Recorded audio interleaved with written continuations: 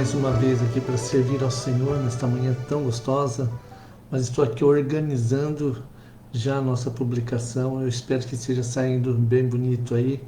Eu estou abrindo no meu celular e creio que vai ser bênção o dia de hoje. Nós estamos... hoje eu voltei novamente a fazer a live aqui pelo meu computador, que havia esses dias atrás dado um probleminha, né?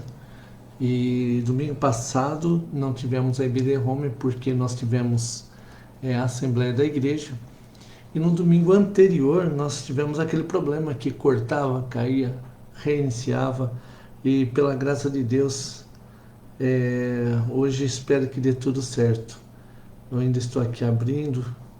Também esse tempo eu aproveito para pegar sua Bíblia, deixar tudo prontinho para servirmos também em crescimento juntos hoje, esta manhã. Nós estamos na lição 7 e o meu celular aqui está abrindo. Nós estamos na lição número 7 e hoje nós vamos falar, o tema é algo mais que a vida. Algo mais que a vida. Deixa eu ver se aqui já deu certo, aqui já aparece. Deixa eu ver se o som está ótimo. Isso, o som aparentemente está tudo em ordem. Qualquer coisa você manda uma mensagem que eu estarei aqui acompanhando juntamente com você, tá bom? Então, juntos buscando a presença do Senhor esta manhã. Convido você também a abrir a palavra do Senhor. A palavra do Senhor nos Salmos. Salmos de número 144. Salmos de número 144. Então, esta manhã, eu aqui pelo celular agora, que eu só vejo algumas pessoas entrando. Bom dia, Beth. A Beth entrando aqui já aparece para mim. Estamos hoje na lição 7, né? Então, à medida que você vai chegando, vai dando um tchauzinho aí, um oizinho, que eu vou identificando a sua entrada, tá bom? Então, Salmos de número 144. Diz assim a palavra do Senhor: Bendito seja o Senhor, rocha minha, que me adestra as mãos para a batalha e os dedos para a guerra. 2. Minha misericórdia e fortaleza minha, meu alto refúgio e meu libertador, meu escudo, aquele em quem confio e quem me submete, o meu povo. Senhor, que é o homem para que deles tomes conhecimento, e o filho do homem para que o estimes? O homem é como um sopro, os seus dias como a sombra que passa. Abaixa o Senhor os teus céus e desce e toca os montes e fumegarão. Despede relâmpagos e dispersa os meus inimigos. Arremessa as tuas flechas e desbarata-os. Estende a mão lá do alto, livra-me e arrebata-me das minhas águas, das muitas águas e do poder de estranhos, cuja boca profere mentiras e cuja direita é direita de falsidade. A ti, meu Deus, entoarei novo cântico no saltério de discórdias e cantarei louvores. É ele quem dá aos reis a vitória, quem livra da espada maligna a Davi, seu servo. Amém. Então é Deus quem age em favor do seu povo, é Deus quem age em favor da minha vida, da sua vida, e nos fortalece para a honra e glória do seu santo nome. E a Ele que nós damos glórias esta manhã. Convido você a fechar seus olhos, estarmos orando ao Senhor. Querido Deus, exaltado é o teu nome, glorificado é o Senhor, ó Pai, e colocamos esse tempo de estudo no altar do Senhor. Fala aos nossos corações, fala, ó Pai, ao mais profundo do nosso ser, abre os nossos entendimentos, glorifica teu nome. É a nossa oração em o nome de Jesus. Amém e amém. Bom dia, Geni, seja muito bem-vinda. Já mandei um bom dia aqui para a Beth também. Hoje, a Dini já logo cedo já postou no grupo da igreja o dia da esposa de pastor, né? Esposa de pastor, um dia tão importante, um dia as esposas de pastores geralmente não são lembradas pelo nome, né? Sempre é a esposa do pastor, mas hoje é um dia especial na vida da Nerinha, nas nossas vidas, e eu me alegro muito pela minha esposa, pelo trabalho que ela faz junto, onde nós podemos viver o ministério juntos também, glorificar ao Senhor. Um dia também muito especial, que é o segundo domingo de dezembro, é o dia da Bíblia. Na Igreja Presbiteriana comemora, celebra esse dia, é o dia da Bíblia, como um dia assim muito importante para o presbiterianismo, para a palavra de Deus também, mas acima de tudo para os nossos corações, porque sabemos que o Senhor nos deu a sua palavra para ouvirmos a sua voz, crescermos e meditarmos nela para saber a vontade de Deus sobre as nossas vidas. Bom dia, Dalvinha, seja muito bem-vinda. Então, é um dia da Bíblia, um dia especial aos nossos corações. Esta manhã eu quero cantar um cântico. Deixa eu puxar um pouquinho para cá. Esse cântico é um cântico, eu tenho trazido alguns cânticos mais antigos, mas ele chama-se Há Momentos. Ele diz assim, ó: há momentos e as palavras não resolvem, mas um gesto de Jesus demonstra amor por nós. Há momentos que as palavras não resolvem, mas o gesto de Jesus demonstra amor por nós. Foi num Calvário que ele, sem falar, mostrou ao mundo inteiro o que é o amar. Foi num Calvário que ele, sem falar, mostrou ao mundo inteiro o que é o amar. Aqui no mundo as desilusões são tantas, mas existe a esperança de que ele vai voltar. Aqui no mundo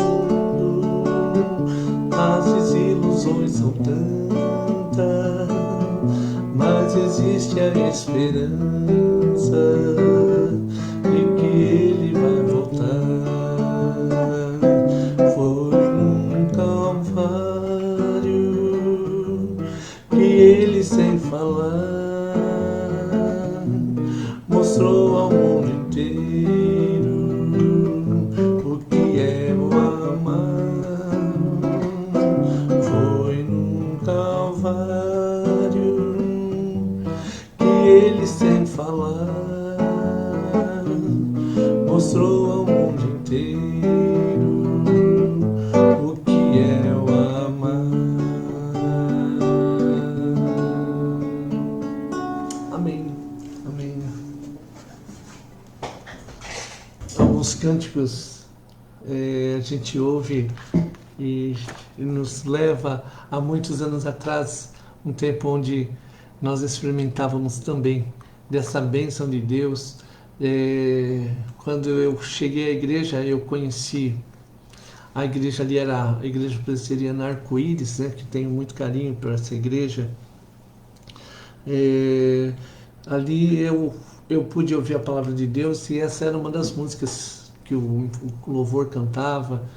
As vezes que eu comecei a participar, de alguns irmãos que me lembram, quando eu canto essa música, eu vou lembrando de alguns irmãos, assim que alguns que já estão até longe, mudaram-se de Londrina já, mas me lembram esse cântico me lembra eles, né?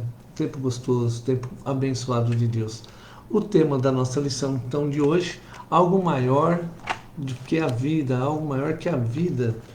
O nosso texto base está em 1 João, capítulo 3, do verso número 11 ao verso número 18. 1 João 3, de 11 ao 18. Diz assim a palavra do Senhor. Porque a mensagem que eu vi desde o princípio é esta, que nos amemos uns aos outros. 12.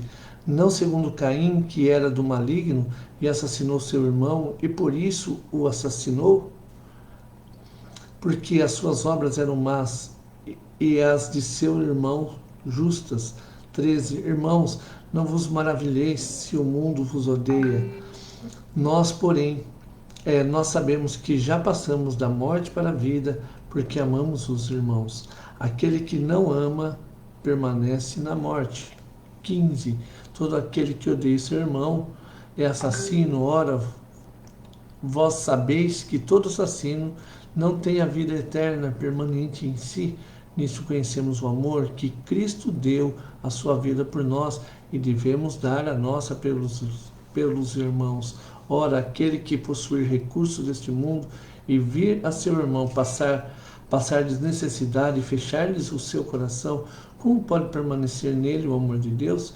Filhinhos, não amemos de palavra nem de língua, mas de fato e de verdade.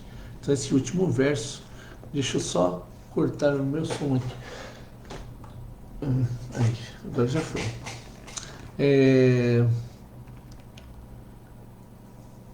O verso 18, filhinhos, não amemos de palavra nem de línguas, mas de fato e de verdade.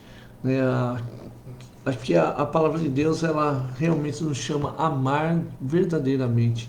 E a nossa revista, eu percebo assim que ela traz alguns temas nessa linha de amor, da nossa convivência diária, do nosso cotidiano, viver realmente em amor, em cuidado pelos irmãos, em cuidado pelas pessoas que estão próximas a gente. E esse tempo de pandemia, por exemplo, foi um tempo onde nós tivemos a oportunidade, né, e estamos tendo, mas principalmente no começo, quando tudo ainda era recente, nós tivemos a oportunidade de expressar o amor. E aqueles que ainda não tinham essa prática, também na vivência diária, foi percebendo que o chamado de Deus está além das quatro paredes, além de viver a vida eclesiástica apenas como fé, mas viver diariamente a fé. E esse viver diário da fé é você olhar para o que a palavra de Deus nos diz e diz que realmente nós precisamos viver em amor a cada dia, expressando esse amor de Deus, expressando aquilo que o Senhor tem colocado nos nossos corações. Ainda não entrei na introdução, mas quando nós pensamos sobre esse amor e quando nós pensamos sobre a ação de Deus, muitas vezes nós pensamos que essa ação ela começa de fora para dentro, ou então sempre de algo externo. Mas eu quero dizer que essa ação começa dentro do nosso coração. Por que dentro do nosso coração? Porque quando nós temos um encontro com Cristo, quem passa a habitar no nosso coração? O Espírito Santo. E essa transformação de Deus não começa de fora para dentro, mas começa de dentro para fora, porque o Espírito Santo começa a sondar os nossos corações e começa a trabalhar no nosso coração para nos alinhar com a vontade de Deus, nos alinhar com o caráter de Deus. Por isso, quando nós falamos sobre a conversão, o que é a conversão? A conversão é o caminho que nós estávamos de morte pela nossa natureza, e agora nós mudamos o rumo para o caminho de vida, mas com a natureza de Deus. Observa que a natureza humana, ou a nossa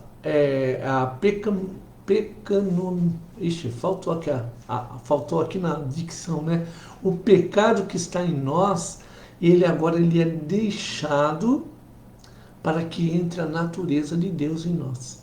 Por isso, Algumas pessoas perguntam, quando eu aceito a Cristo, o que acontece? A nossa transformação começa a ser feita gradativamente. Por isso, tem pessoas que elas têm uma mudança repentina, rápida. Tem outras pessoas que gradativamente Deus vai trabalhando, vai dando experiências com Ele. Por isso que a leitura da palavra, essa busca em crescer, em conhecer a palavra de Deus, nos faz entender o que Deus está nos chamando a viver. Às vezes, num primeiro momento, nós não compreendemos o chamado de Deus, mas o próprio Deus, ele vai fazer com que nós entendamos esse chamado, vai colocar esse chamado dentro do nosso coração. A Nerinha entrou aqui, dando muito obrigado, mas eu vou usar ela como exemplo, já que ela está aqui com a gente também. Inicialmente, quando eu entendi esse chamado de Deus, eu contei para a Nerinha, ela ainda levou um tempo para absorver e compreender esse chamado. Mas isso não retardou o processo daquilo que Deus queria fazer dentro do tempo dele. Mas no primeiro momento, a gente ainda leva um tempo para digerir aquilo que Deus está chamando. E depois, à medida que nós fomos caminhando, tanto ela quanto eu fomos entendendo esse chamado de Deus. E hoje ele é uma realidade aos nossos corações e na vida eclesiástica também. Aqui na revista, logo na introdução, diz assim: momentos de grandes catástrofes são muito dolorosos, mas são relacionados a notáveis atos humanitários. Uma das maiores calamidades do século XX foi a Segunda Guerra Mundial, que realmente foi terrível. Em 1941, em uma prisão japonesa no norte da Índia, para onde eram levados prisioneiros aliados, a taxa de mortalidade ela era altíssima. Por que ela era altíssima? Porque não havia estrutura para acolher as pessoas que estavam sendo capturadas. Os prisioneiros eram torturados e tinham que trabalhar muito pesado para construir uma ferrovia que seria usada pelos japoneses na guerra. A tortura, o trabalho pesado e a alimentação escassa faziam com que houvesse diariamente mortos por todos os lados. Agora eu destaquei esse final. Pode haver uma boa vida mesmo em circunstâncias tão terríveis? Haverá algo maior que a própria vida e que possa dar significado? Quando nós estamos, às vezes, em situações, nós achamos, será que Deus está comigo? Será que Deus está nessa situação? Será que pode haver paz num lugar como esse? Eu quero dizer para você, ainda que nos pareça distante essa paz, a presença de Deus está em todos os lugares. Nós temos visto, através de testemunhos e pessoas próximas, tantas conversões que existem nas prisões, por exemplo, trabalhos. Na faculdade nós tivemos um trabalho com senhoras que faziam um trabalho de pregação, material de higiene, cuidado com presidiários. E ali havia conversões, pessoas que estavam no crime, que estavam cumprindo uma punição, e ali no cárcere, no mais profundo, onde parece que não há esperança, a palavra de Deus chegou e trouxe esperança para aqueles corações. Então Deus age e atua onde quer e como quer. Então há esperança? Há. É possível ter uma vida boa em circunstâncias difíceis? Também há, porque Deus pode alcançar as pessoas em qualquer momento. E pode acontecer também da pessoa estar numa vida boa aparentemente aqui nessa terra, estar longe da presença de Deus e perder a sua vida para todo sempre. Porque a sua mente vai sendo cauterizada por esse mundo e eles vivem aprisionados a angariar bens, em viver e desfrutar de festas, de uma vida longe da presença de Deus. Mas a pergunta é onde, talvez seja essa a pergunta mesmo, onde passaremos a eternidade? A eternidade, se você olhar para a nossa vida, ontem mesmo a Maria disse, nossa, como as crianças crescem rápido. Nós falávamos sobre os sobrinhos, como eles estão grandes, né? E nós falávamos sobre a brevidade da vida, como ela está passando rápido, a cada dia, né, ela dispara. E a pergunta, cada vez que passa essa vida, nós nos perguntamos onde nós vamos passar a eternidade. Porque essa vida realmente ela teve um início e ela tem um fim aqui na Terra. Mas em Deus, em Cristo Jesus, nós temos a oportunidade de desfrutar a eternidade. A eternidade. O primeiro ponto é, não há amor maior do que este. Eu quero abrir um texto que não tem na descrição da sua lição. É João, o Evangelho de João, capítulo 15, o verso 13. João 15, o verso 13. Diz assim a palavra do Senhor: ninguém tem maior amor do que este, de dar a alguém a própria vida em favor dos seus amigos. Então, ninguém tem amor maior que este. Então, primeiro, a palavra de Deus já mostra de quem é esse amor grandioso, né? Esse amor grandioso. Aqui, voltando à lição, ainda estou no ponto 1, não há amor maior do que esse. O cuidado de dois homens por um prisioneiro que estava prestes a morrer despertou no campo de concentração um forte sentimento de solidariedade que se espalhou rapidamente. Todo prisioneiro encontrou um camarada que era parceiro, cada qual vigiando pelo bem-estar do outro. Então aqui ele já começa nesse exemplo, o autor começa nesse exemplo já falando sobre a solidariedade, onde um inicia e daqui a pouco o outro vai chegando, vai se agregando, onde um começa a fazer o bem, outras pessoas são contagiadas, elas desejam também fazer o bem. Isso que aconteceu nesse campo de concentração. Um começou a cuidar do outro. Agora olha só, o companheiro de Angus, MacGyver, ficou extremamente doente. Todos achavam que fosse morrer, mas Angus começou a dar toda a comida para o amigo. Cobriu-o com o único cobertor que tinha para protegê-lo da friagem à noite. Como resultado, o amigo de Angus fez o quê? Ele melhorou dentro da situação que ele estava. Claro que esse processo dessa melhora que o amigo teve não quer dizer que resolveu o problema. Tanto que o autor vai dizer, olha, infelizmente, logo depois de um tempo, a fome tomou o próprio Angus. Então, o próprio Angus acabou falecendo porque eles estavam numa situação muito difícil, de pouca comida. Um dia o homem grande, outrora robusto, simplesmente tombou e caiu ali morto. Com sua vida, esse homem ilustrou o ensino de Jesus, que está em João. Convido você a abrir essa palavra. João, capítulo 13, o verso 34. João, capítulo 13, o verso 34. Novo mandamento vos dou, que vos ameis uns aos outros, assim como eu vos amei, que também vos ameis uns aos outros.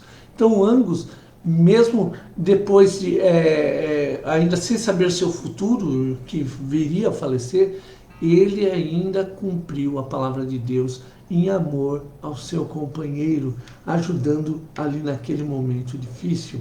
Um tempo depois, um soldado australiano, voltando aqui à revista, né? Um tempo depois, um soldado australiano foi pego tentando comprar remédio para um amigo que estava doente. Ele foi rapidamente julgado e sentenciado à morte por tentar fazer isso. Na manhã de sua execução, todos os guardas japoneses foram observar a cena. Todos os prisioneiros também foram. O oficial comandante de homem condenado e um capelão foram suas testemunhas.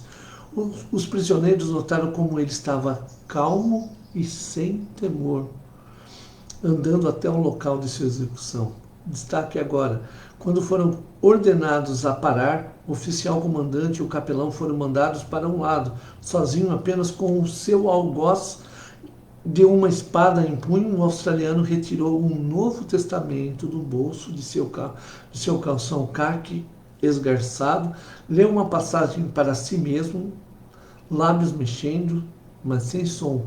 Terminara a leitura, devolveu ao bolso o Novo Testamento. Vendo o olhar perturbado do rosto do capelão, ele gritou: "Anime-se! Não é tão ruim assim. Eu estarei bem." Então, aquele rapaz que foi pego tentando aqui roubar um remédio para o seu amigo, né? Até parece que nós queremos justificar a coisa errada, mas ali houve uma condenação pelo seu ato, por aquilo que ele estava fazendo. Mas o curioso é que toda vez que alguém ia ser executado, ia o capelão junto, para trazer uma palavra de conforto antes da pessoa morrer. E aqui foi ao contrário. Ele diz ao capelão que estava até meio assustado, meio triste, até com a reação daquele homem que ia ser executado, e ele diz: "Anime-se, não é tão ruim assim." Ou seja, essa vida, apesar que parece ruim, não é tão ruim assim. Nós precisamos animar, dar força àquele que fica, para que ele continue a sua caminhada. Muitas vezes eu visitei pessoas que estavam já no seu leito de morte, mas eu me lembro de algumas pessoas como havia serenidade. Quando a pessoa é cristã, há uma serenidade, porque elas sabem que está chegando a sua partida, mas elas têm paz. Daí você diz: "Mas como pode ter paz se ela está prestes a falecer, a morrer?" E esta paz, ela excede o nosso entendimento.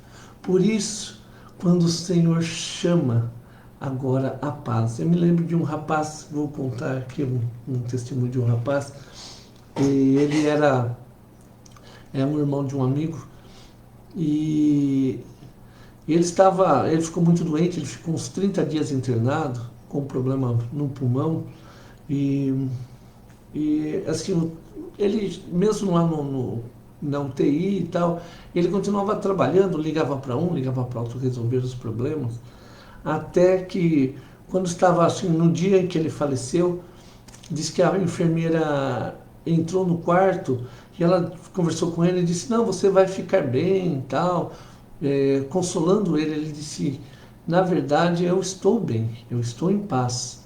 E ele disse para ela: eu sinto tanta paz, porque tem duas pessoas ali na porta que elas disseram que vêm me buscar, que o Senhor está me chamando, por isso eu estou em paz."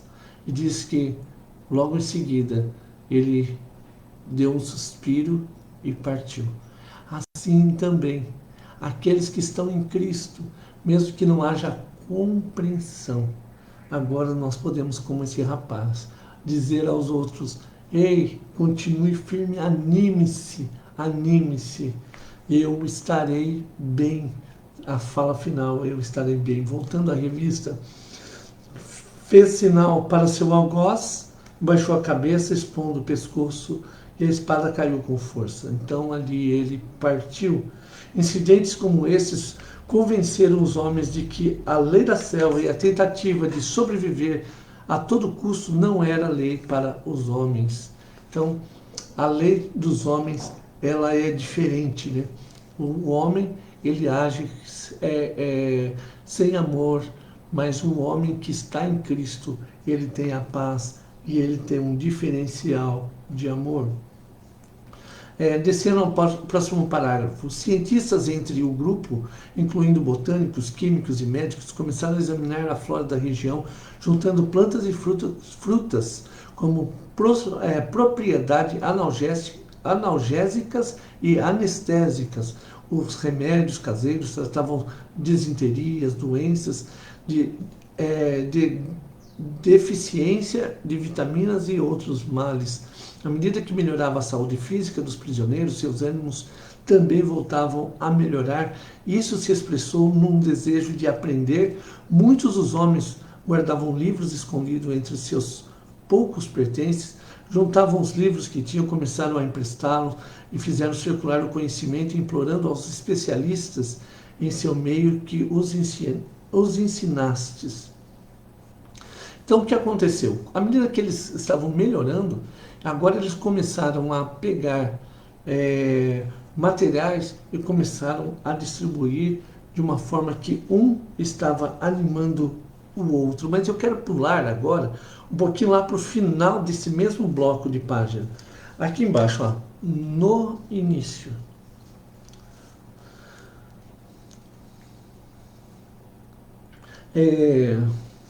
Mas eu vou ter que ler um pouquinho antes para dar o sentido. Ó. Só um pouquinho antes. À medida que cresciam esses eventos renovadores, os homens se interessavam em descobrir se um Deus amoroso poderia existir. Um grupo de homens que desejava estudar a Bíblia se aproximou de Ernest Gordon, pedindo que lhes ensinasse a Bíblia. Agora sim, nesse parágrafo. No início, Gordon hesitou porque não tinha grande fé. Eles o procuravam simplesmente porque ele enfrentara a universidade. Começou a ensinar confessando suas dúvidas, porém, ao ler os relatos da vida de Jesus e nos evangélicos, a mente e a vida de Gordon mudaram. Veio conhecer a Jesus que não tinha onde reclinar a cabeça e que muitas vezes passou fome. Jesus conheceu a plena medida do trabalho duro, da rejeição, da desilusão e da perseguição premeditada. Esse Jesus, agora que eles começaram a ler ali no campo de concentração, esse Jesus havia experimentado quase tudo que os prisioneiros de guerra conheciam diariamente. Então agora há uma identificação desses homens com o Jesus da Bíblia, com esse Jesus que eles olhavam agora e diziam, realmente ele passou o que eu passei. Gordon escreve, entendemos que o amor expresso tão sublimemente em Jesus era o amor de Deus, centrado no outro e não no eu, maior que todas as leis humanas. Então olha só, esse amor agora que não está centrado no eu, naquilo que eu passo, naquilo que eu sofro, naquilo que eu preciso, como o eu sou coitadinho, eu passo a necessidade, eu preciso, agora está centrado em Cristo Jesus, um eu maior do que todas as leis humanas. Olha só, voltando à revista, a crucificação foi vista como totalmente relevante à nossa situação, ou à situação em que eles estavam passando.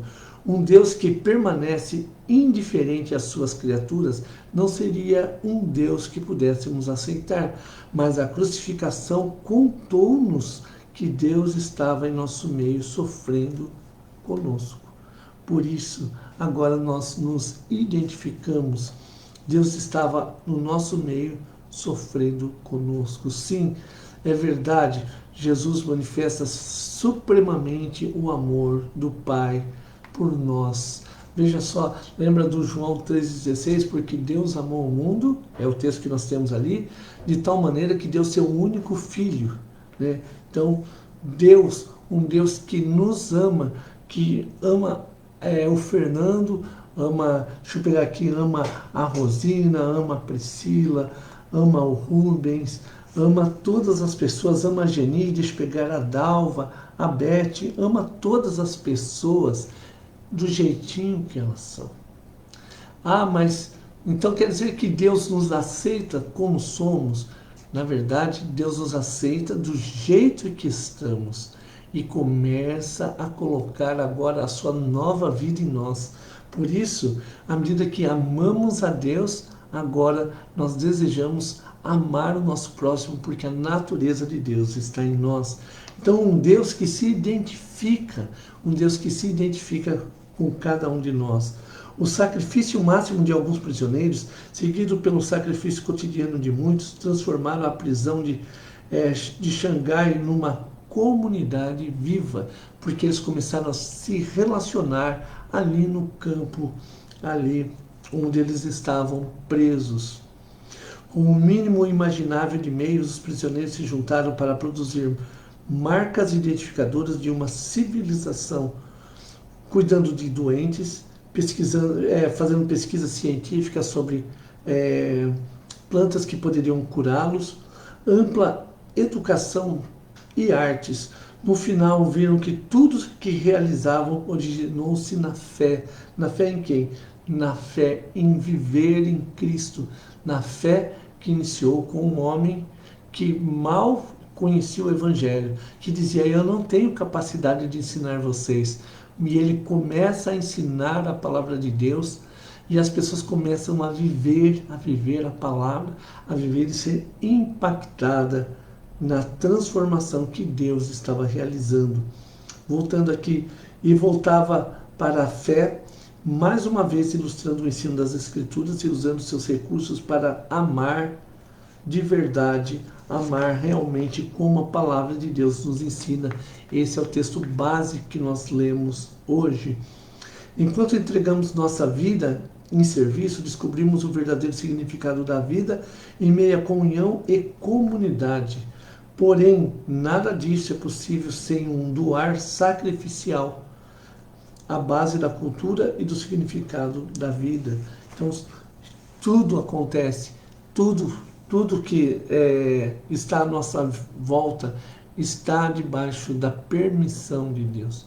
É a vontade de Deus que nós cometamos pecados, que vivamos devassamente? Não. Mas a vontade de Deus é que nos arrependamos e voltemos a cada dia a buscar a sua presença. Em momentos, em lugares ou momentos que Deus nos leva, também muitas vezes Ele permite, não pega a gente pela orelha antes, para que haja uma lição ou um aprendizado para o nosso coração. Se no primeiro ponto não há amor maior do que este, no segundo ponto, agora, minha vida pela sua. Mas com que propósito? Mas com que propósito a minha vida pela sua? Examinamos até aqui duas visões alternativas da vida boa. Uma a concebe como a isenção de restrições, seus compromissos com prazer, poder e autonomia pessoal. Acredita no exercício ilimitado da própria vontade. Uma boa vida nessa perspectiva pode se resumir em minha vontade, certa ou errada. Então, quando eu falo sobre autonomia, tivemos até uma lição sobre autonomia lá atrás, quando nós compreendemos que essa autonomia, quando nós fazemos tudo aquilo que nós queremos, do nosso jeito, e deixamos de fazer aquilo que Deus quer realizar, muitas vezes nos cansamos, trabalhamos excessivamente e não produzimos a vida do reino. Quando falamos aqui sobre essa vontade, a minha vontade, certa ou errada, também nós nos distanciamos da palavra de Deus facilmente, porque por mais que desejamos fazer coisas boas, o Senhor está dizendo: não é isso que eu quero fazer agora. Eu me lembrei do apóstolo Paulo, quando ele vai pregar na Ásia e a sua mente está focada em ir pregar naquela região, o Espírito Santo diz para ele que não é para ele pregar ali. Porque Paulo, na sua natureza, até na sua boa intenção, ele pensa: eu vou para lá para pregar, para fazer, e quando ele ouve o Espírito Santo diz: não é isso que eu quero. Eu quero que você me ouça, porque quando eu for te levar onde você for distante, eu vou conduzir a sua vida para que você chegue em segurança, para que você seja bem-sucedido. Às vezes um trabalho, um estudo, às vezes as pessoas perguntam: pastor, pode orar pelo meu estudo? Eu até penso: eu vou orar pelo seu estudo, eu oro pelo seu estudo, mas há sempre uma pergunta: você orou pelo seu próprio estudo? Você colocou diante de Deus se realmente era este curso que Ele quer usar na sua vida, transformar em bênção? Profissionalmente, você quer ser um profissional nessa área, mas você colocou diante de Deus, porque muitas vezes nós fazemos e pedimos a Deus para abençoar. E o Senhor está dizendo, não, faça ao contrário. Diga para mim o que você quer fazer e eu vou te mostrar a minha vontade, eu vou te abençoar, vou te tornar próspero onde eu for te levar. Voltando à revista, de acordo com a outra visão, o alvo da vida não é a satisfação do eu. Olha só, se na primeira visão, a satisfação do eu, na outra visão, agora não é a satisfação do eu, é a entrega do eu em serviço aos outros. É isso que Jesus está dizendo. É isso que o Gordon, da outra ilustração que eu falei, agiu. O Gordon agiu em amor ao seu próximo.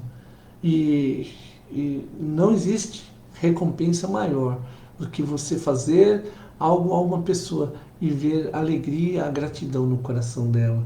Então, se na primeira visão a minha vontade eu ser egoísta, de querer para mim, agora nessa segunda, se identifica com o Gordon que eu falei. A entrega do eu em serviço aos outros, a força dessa visão está nos seus efeitos transformadores.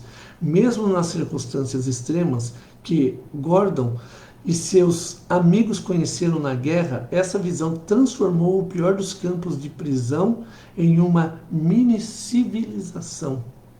A história de Ernest Gordon e seus amigos resume essa segunda visão como minha vida pela sua, ou seja, um dando a vida pelo outro, assim como Cristo fez. Então, onde eles encontram essa identificação? Na palavra de Deus, num Cristo que se identificou dando a vida dele na cruz por mim e por você. Voltando aqui, essa foi a perspectiva adotada por aqueles que descobriram, mesmo nas piores circunstâncias, como ter uma vida verdadeiramente boa, porque está em Cristo a sua segurança. Mas será que a entrega de nós mesmos, ainda que de modo sacrificial, é o alvo máximo? Será que então me entregar é o alvo máximo? É isso em si uma boa vida? Nosso mundo está repleto de terroristas dispostos a se entregar em sacrifício. O que distingue homens e mulheres verdadeiramente bons de terroristas? O bom e o verdadeiro têm significados transcendentes ou são valores designados por uma cultura aos terroristas e por outra cultura ao corpo de bombeiros? A Escritura afirma que podemos conhecer a verdade. João, vamos abrir esse texto, João 8,32. É um texto conhecido, mas é interessante ler. E conhecereis a verdade, e a verdade fará o quê? E a verdade vos libertará. Então, conhecereis a verdade, e essa verdade vos libertará. Então, vou voltar ao início. A Escritura afirma que podemos conhecer a verdade, e a verdade nos libertará. Quem é a verdade? Cristo. E que a justiça pode ser determinada sem ser nas escrituras humanas de poder.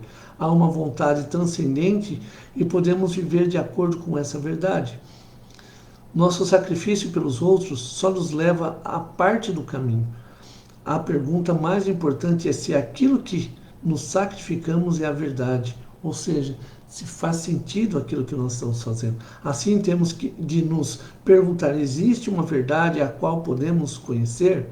Se podemos conhecer a verdade, podemos ser fiéis a ela. Então vou fazer uma pausa agora aqui. O que o autor está dizendo existem pessoas que fazem ações por uma causa. Ele usou um extremo aqui como um terrorista, um homem-bomba. Ele faz por causa da causa dele, com um fim em si, um fim para ele mesmo. Mas existe um amor ou uma motivação maior. E a motivação maior do cristão de amar o outro é estar em Cristo Jesus. Porque, em primeiro lugar, nós fomos amados. Eu vou usar um exemplo que não foi usado aqui no texto. Vamos pegar ação social. Por exemplo, nós temos os espíritas, eles fazem mais ações sociais do que outras seitas ou religiões. Eles fazem com o intuito de uma evolução ou de melhorar a sua própria autoestima e fazer o bem para sentir-se melhor e que na próxima encarnação ele seja melhor. O cristão aparentemente até se identifica. Olha só, por quê? O cristão também faz uma coisa boa para o outro, para melhorar a vida do outro, em prol do outro. Mas agora o próximo passo é que abrem os caminhos. Porque o espírita ele faz em prol de si mesmo, de uma melhora pessoal. Então ele faz para si. Agora o cristão, ele faz porque ele olha para Cristo e ele diz: Senhor, se o Senhor me amou, eu estando na situação em que eu estou, a situação de pecado, como eu era nu, pobre, miserável, o Senhor me amou. E essa identificação de amor, agora ele olha para o seu próximo como uma ordem do Senhor também, e vou buscar amá-lo, compreendê-lo, respeitá-lo, perdoá-lo, para que eu também agora tenha o mesmo padrão de Deus, de perdoar e amar, e buscar acolher aqueles que estão passando a necessidade, porque todos são alvos do amor de Deus. E à medida que agimos dessa forma, levamos a eles também a esperança, com uma palavra que Cristo é a luz do mundo, que Cristo pode mudar a vida desta pessoa. Então, agora nós, de uma forma especial, somos cuidados por Deus e também temos essa primazia de cuidar do nosso próximo, não para que o próximo fique em débito conosco, mas para que ele sinta-se amado e cuidado pelo próprio Deus, onde Deus é exaltado na minha e na sua ação pelo próximo. Percebe a diferença? Não sou eu, mas é Deus que é exaltado quando agimos em amor, agimos também em cuidado. Último parágrafo lá embaixo. Com a palavra verdade, não me refiro a uma das muitas formas possíveis de pensar. Deixa eu virar aqui, mas não tem que virar.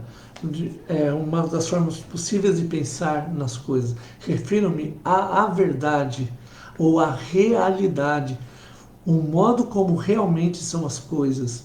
Temos inclinação a achar que a verdade é negociável. Muitas pessoas acreditam que cada pessoa tem a própria ideia de verdade. Você tem a sua verdade, eu tenho a minha verdade. A verdade, porém, é absoluta. Essa verdade é Cristo, ela é absoluta. A verdade é o que dá forma à realidade.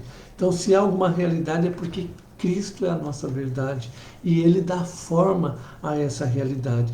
Essa é a definição mais simples e elegante da verdade. Precisamos buscar a realidade compartilhada por todos, o modo como a vida e o mundo realmente funcionam, a direção singular em que se encontra o verdadeiro norte. Se vamos nos sacrificar, queremos entregar a vida por causa que seja verdadeira. Realizações de valor têm de conformar-se com a realidade, o modo como as coisas realmente são, se nos entregar. Deixa eu só fazer uma pausa aqui. Eu estou passando, mas eu estou pensando aqui uma coisinha que eu pulei. Se vamos nos sacrificar, queremos entregar a vida por uma causa que seja verdadeira. Aqui é um ponto que eu preciso pausar, porque se realmente você tem a intenção de fazer ou fazer um sacrifício, até mesmo muitas vezes financeiro, ou então de tempo e dedicação, ore a Deus, peça o discernimento, peça ao Senhor: Senhor, me dá o discernimento do Senhor para que aquilo que eu fizer, a empreitada que eu estiver, ela realmente exalte o nome do Senhor. Muitas vezes pergunto: Senhor, é da tua vontade eu fazer? Porque às vezes nós temos uma boa intenção, mas o Senhor está dizendo: Você está olhando por fora. Deixa que eu estou realizando uma obra que está por dentro. Quer um exemplo? Às vezes nós oramos para que Deus cure. E alguns ordenam que Deus cure. E Deus está dizendo, eu não vou curar. Você não está compreendendo. Eu estou trabalhando no coração do meu servo. Por isso, a nossa oração tem que estar sempre debaixo da vontade de Deus. Deus, eu sei que tudo podes, mas se for do teu querer, que o Senhor cure. Porque às vezes não é o querer do Senhor curar. Às vezes o querer do Senhor é apenas transformar e às vezes recolher o nosso irmão amado, a nossa irmã amada. Então por isso que eu queria fazer essa pausa aqui. E eu vou pegar aqui a finalização dele. Se nos entregarmos a uma mentira, nos entregaremos por nada. Ou seja, nada frutificou aquilo que nós fizemos. Muitos aqui, ó, parágrafo central aqui da revista, aqui. Muitos de nós evitamos essa dura questão compartimentalizando nossa vida. Colocamos a vida religiosa num compartimento, do qual cuidamos aos domingos, e a vida secular em outro, a qual cuidamos nos dias úteis. Quando dividimos em compartimentos nossa vida, ela acaba se desintegrando, vítima de sua própria falta de estabilidade. Então, não desassocie a sua vida cristã com a sua vida secular. Você é um cristão em todo o tempo. Você não é cristão quando você está na igreja, você é cristão em todos os momentos. Pense nisso, reflita sobre isso. Conclusão. Uma vida boa significa viver conforme a verdade. Quem que é a verdade? Cristo. Conforme Cristo nos ensina. Viver toda a verdade, viver com integridade, significa que não dividimos a vida em compartimentos, mas vivemos cada faceta a partir de um centro de verdade. Ou seja, Cristo em nós em todo o tempo. Essa é a chave para se viver uma vida de virtude, sem a qual nós e nossa sociedade não podemos florescer. Então, se nós queremos viver uma vida realmente dando frutos, que frutifique, nós precisamos viver em Cristo Jesus. Conhecer a cada dia mais a verdade. E quem é a verdade? Cristo. E conhecendo a verdade, como nós lemos o texto, a verdade nos libertará. Libertará do quê? Libertará da nossa própria mente, das prisões ou das doenças que nós colocamos ao nosso redor a cada dia, quando nós deixamos de viver e cumprir a vontade de Deus. Quando nós adoecemos, nós não vemos esperança, nós não vemos amor, nós não temos ânimo para amar o nosso próximo. Nós temos medo e medo de perder o que temos. E o Senhor diz, aquele que quer ganhar sua vida, vai perdê-la. E aquele que perder por causa de Cristo, esse irá ganhá-la. Então, qual é a aplicação? O que você pode fazer hoje de forma prática para demonstrar aos seus vizinhos e amigos, de modo prático, o amor de Jesus? Talvez seja esse aí. E aos desconhecidos, o que você pode fazer? Você pode fazer grandes coisas, muitas coisas. E busque a palavra do Senhor. Busque meditar na palavra do Senhor. Revise as ideias, os textos. Busque no Senhor esse crescimento e deixa Deus realizar a obra que Ele já começou na minha e na sua vida. Um bom domingo, um domingo abençoado. Hoje o nosso culto, 7 horas, ocorrerá normalmente. Também a nossa live, 7 horas, estará no ar. Se você quiser acompanhar de casa, o culto online também será uma bênção. Hoje é o dia da Bíblia, mas lembre-se, leia a sua Bíblia. Não tenha somente um dia da Bíblia, mas leia a sua Bíblia. Reserve um tempo para ler. Nós vamos em breve agora lançar outra maratona de leitura. Eu estive vendo os relatórios, as maratonas, como foi importante esse tempo de maratona de leitura bíblica esse ano. e nós vamos colocar algumas maratonas para o próximo ano. Leia a Bíblia, ame a Bíblia. Quando você tem dúvida, busque o Senhor, leia na palavra do Senhor e busque a resposta vinda do alto. E a cada dia o Senhor vai acrescentar na sua vida e na minha vida. E quando estivermos juntos, o que o Senhor vai fazer? Quando estivermos juntos, Ele vai dizer: compartilhem o que eu tenho falado a vocês. Compartilhe daquilo que eu tenho demonstrado na sua vida a cada dia. Que Deus te fortaleça, te dê um domingo abençoado em Cristo Jesus. Um grande abraço, fica com Deus e até logo mais no nosso culto. Tchau, tchau.